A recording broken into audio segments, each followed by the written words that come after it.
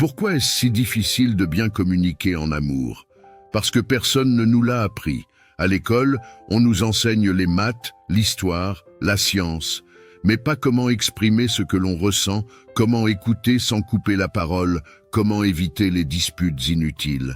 Alors on fait comme on peut, on imite ce qu'on a vu chez nos parents, on répète ce qui nous semble juste, mais bien souvent, on se trompe.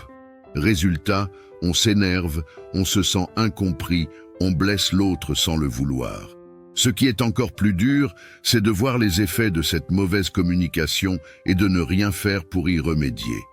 Peut-être que tu remarques que certaines phrases blessent, que certaines discussions tournent en boucle sans jamais avancer.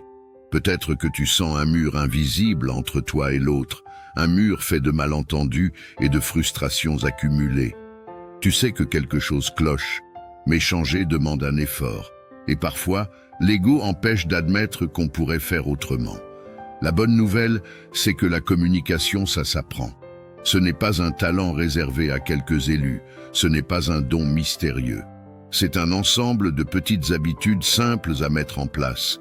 Écouter sans interrompre, reformuler pour être sûr d'avoir compris, parler de soi au lieu d'accuser l'autre. Ce sont des clés accessibles à tout le monde. Il suffit de les connaître et de les appliquer petit à petit. Ce changement ne se fait pas en un jour, mais il en vaut la peine. Quand on apprend à mieux communiquer, tout devient plus fluide. Les disputes s'apaisent plus vite, les tensions diminuent, les moments de complicité deviennent plus fréquents.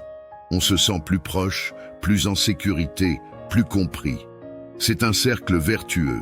Mieux on parle, mieux on est écouté, et mieux on écoute, mieux l'autre parle. Alors pourquoi attendre? Tu n'as pas besoin de tout maîtriser d'un coup.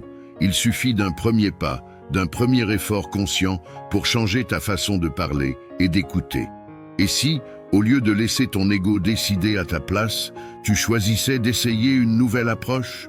Si tu commençais aujourd'hui à poser des bases plus solides pour une relation plus sereine?